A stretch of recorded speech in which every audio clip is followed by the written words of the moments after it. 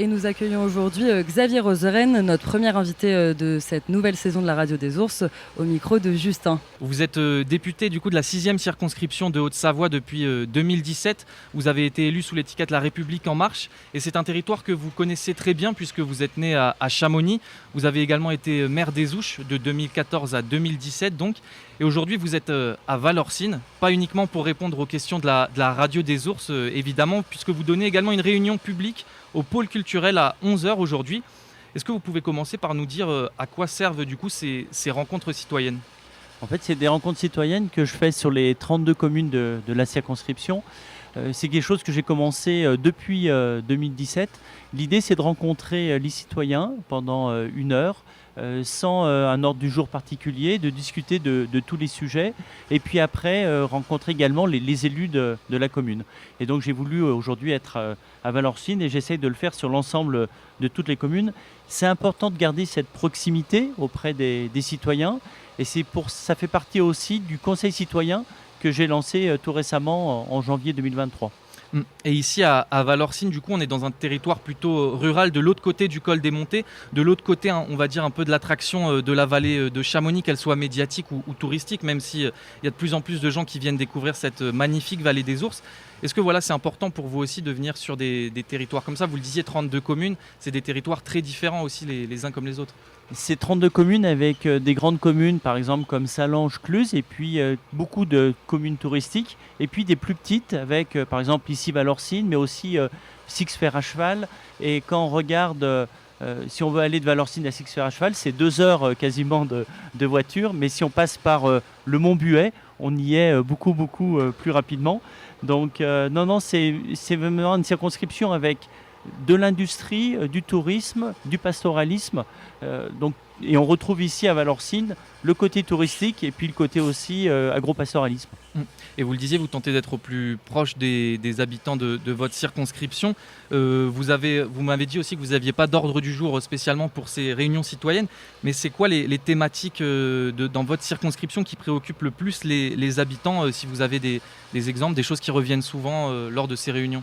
Ça fait surtout partie de l'actualité, mais lors de ces rencontres citoyennes, en fait, c'est parler des sujets d'actualité. Donc ici, bien sûr, le logement qui est compliqué, avec la difficulté de se loger, le prix au mètre carré pour louer ou pour acheter. Donc c'est ça. Il y a eu juste avant, et ça fait beaucoup de bruit, bien sûr la réforme des retraites. On m'a beaucoup parlé de la réforme des retraites. Mais au-delà de ça, c'est aussi... globalement, la politique française, là on parlera sûrement des émeutes suite du coup au décès de ce jeune de 17 ans. C'est toute l'actualité, mais avec la particularité, un peu comme vous, les radios du coup locales, des sujets qui touchent vraiment le territoire. C'est ce que justement vous faites bien la liaison avec ma question suivante. Vous parliez des médias locaux, en l'occurrence la radio des Ours en est un. Nous aussi, du coup, l'équipe de la radio, on tente d'écouter les habitants de ce territoire à Valorcine, de leur offrir un média de proximité le plus professionnel possible. Est-ce que c'est important aussi pour vous dans cette circonscription d'avoir des médias comme ça qui font ce travail d'écoute, qui font ce travail de proximité pour relayer un peu les problématiques d'un territoire comme ici à Valorcine ? C'est primordial parce que l'ensemble des médias locaux ne recherchent pas la polémique forcément. Et on peut aller sur des lignes éditoriales qui sont plutôt sur le fond. Et puis, comme du coup une radio un peu plus grande, par exemple qui est Radio Mont-Blanc, vous allez sur l'environnement. Vous allez sur des choses qui intéressent profondément les citoyens. Et c'est des sujets des territoires et la mise en valeur de nos territoires et des gens qui habitent ici.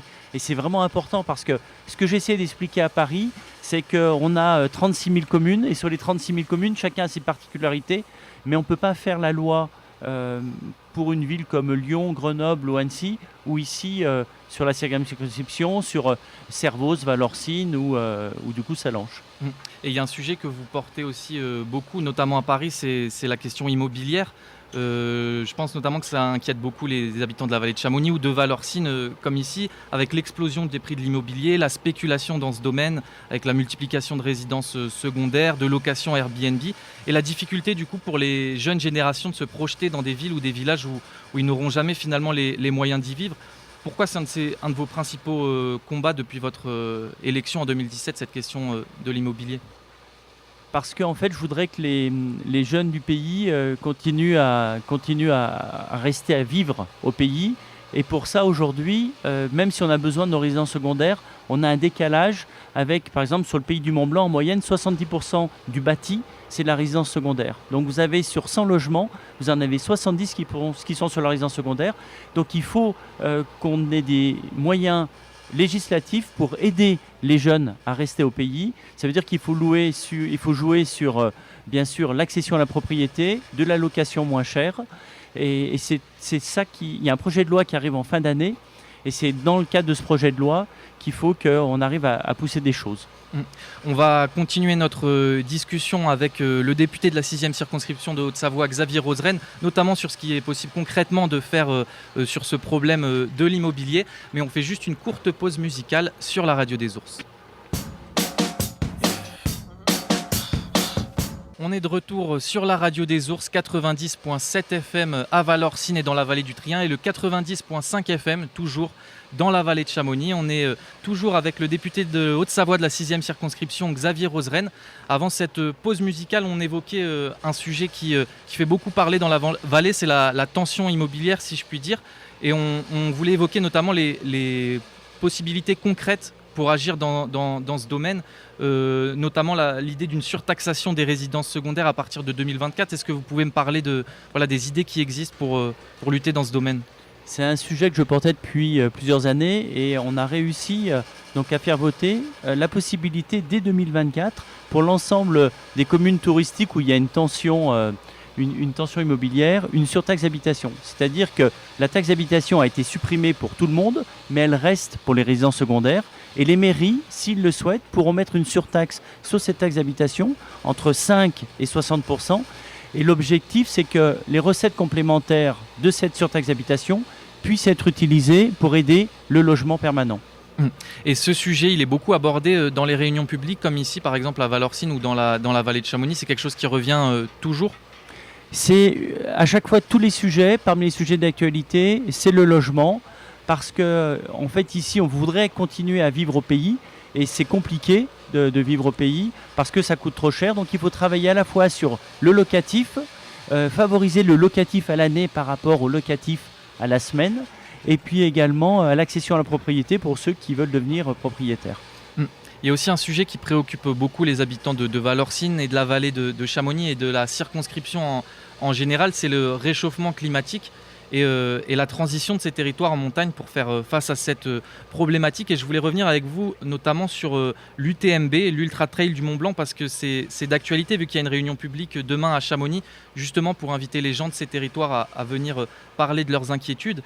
Mais je voulais vous demander tout simplement si ce type d'événement international qui amène des coureurs ou des spectateurs du monde entier, souvent en avion, souvent en bus, et encore en phase avec notre époque, si je puis dire, une époque qui nous impose finalement plus de sobriété écologique. Alors je connais bien l'organisation de l'Ultra Trail du Mont Blanc parce que au début des débuts de l'Ultra Trail du Mont Blanc, il y a 20 ans, cette année, moi j'étais bénévole et je m'occupais en partie des dossards. Et dès le début, avant que l'environnement devienne quelque chose de prégnant, l'organisation s'était occupée d'une commission et gère plutôt bien tous les aspects environnementaux. C'est-à-dire que oui, on va sur des parcours, mais on n'est que sur des sentiers. Les trailers aujourd'hui sont des gens très respectueux, ça veut dire qu'on n'a pas on n'a rien qui est laissé, tout est ramassé. Donc je pense que même si c'est une belle organisation avec 10 000 coureurs sur la vallée de Chamonix et autour du Mont Blanc, c'est très respectueux de l'environnement et c'est pas du tout incompatible. Alors c'est sûr qu'on fait venir quasiment 70 nationalités qui viennent, mais ça joue aussi sur l'attractivité économique. Et la semaine de l'UTMB, pour la vallée de Chamonix et le pays du Mont Blanc, c'est la plus grosse semaine du point de vue économique. Donc en fait, il ne faut pas, par principe, dire on est contre cette manifestation, surtout qu'elle est assez vertueuse par rapport à ce qu'elle fait. Et surtout, il y a un encadrement, donc il ne faut pas aller encore plus. Mais je pense que l'étalement des courses du lundi jusqu'au vendredi, avec l'ensemble des courses pour les jeunes, pour les moins jeunes, pour toutes les distances, font que c'est un bel événement qu'il faut conserver, bien sûr dans le respect de l'environnement. Mais ce n'est vraiment pas incompatible. Et pour continuer sur cette thématique de la transition en montagne, il y a aussi de plus en plus de retenues collinaires qui sont mises en place, notamment à Pras-sur-Arly ou autres, des fois sur des territoires où ça ne passe pas, comme à la Clusaz, où il y a eu de nombreuses manifestations contre ces retenues collinaires. Est-ce que là aussi, voilà, c'est un sujet qui fâche vos administrés dans la circonscription? Est-ce que c'est quelque chose pour vous qui est nécessaire pour, on le rappelle, principalement alimenter du coup la neige en hiver, les canons à neige notamment? On ne peut pas avoir par principe une posture en disant on ne fait pas de retenue collinaire. Hier, j'étais à l'inauguration à Pras-sur-Arly de la retenue collinaire. C'était un projet de plus de 10 ans. C'est 28 000... alors, le nombre de mètres cubes, je ne sais plus, je crois que c'est des millions, bon, peu importe. Mais c'est à la fois une activité été qui est demandée, avec la possibilité de se baigner. Si vous allez voir le site, vous avez l'impression que c'est complètement naturel. Et ça va permettre aussi d'apporter aux enneigeurs sur les débuts de saison qui sont difficiles, de permettre de continuer à faire du ski. Et on pourra encore faire du ski pendant de nombreuses années. On sait que les périodes de froid sont de plus en plus faibles, mais on sait que pendant les 20-30 prochaines années, comment on pourra encore continuer à faire du ski, il faut utiliser ces moyens-là. Et souvent, c'est des moyens, et c'est pour ça que c'est exemplaire à Pras-sur-Arly, parce qu'on fait de la neige de culture, mais on prélève l'eau, elle retombe après dans le milieu naturel. Mais en plus, on a une activité été, on diversifie et on fait 2 ou 4 saisons. Donc on ne peut pas aujourd'hui avoir une posture en disant parce que c'est une retenue collinaire, c'est pas bon. Il y a des retenues collinaires qui servent aussi aux agriculteurs pour arroser, et ça sera peut-être nécessaire, mais aussi sur de la défense incendie, et puis peut-être dans le futur sur de l'eau potable. Donc regardons au cas par cas, soyons respectueux de l'environnement, mais on ne peut pas par principe dire on ne veut plus faire de route, on ne veut plus faire de retenue collinaire. Je pense qu'il faut vraiment avoir une approche pragmatique avec les gens locaux. Il est quand même nécessaire du coup de réfléchir à une transition, même pour les périodes hivernales, avec voilà, ce qui nous attend dans 50 ans au niveau du réchauffement climatique, de réfléchir là-dessus pour permettre au territoire de continuer à se développer. Il faut vraiment que toutes les stations aujourd'hui regardent et fassent un plan à 10, 20, 30 ans où ils voudront amener leur commune. Il faut commencer à dire qu'il n'y aura plus du ski partout et il faut en tenir compte. Et il faut diversifier. Mais les Hauts-Savoyards et les montagnards en général sont plutôt assez résilients et ils s'adaptent déjà. Les guides aujourd'hui ont adapté leurs courses. Il y a des courses qu'on ne fait plus au mois d'août parce que la montagne est dangereuse. On commence un peu plus tôt. Donc cette adaptation, ça fait partie de la vie et on le fait plutôt bien en montagne. Donc on s'adapte, mais on ne supprime pas une économie touristique comme ça du jour au lendemain. On l'accompagne. Merci beaucoup Xavier Roseren pour être venu sur le plateau de la radio des ours.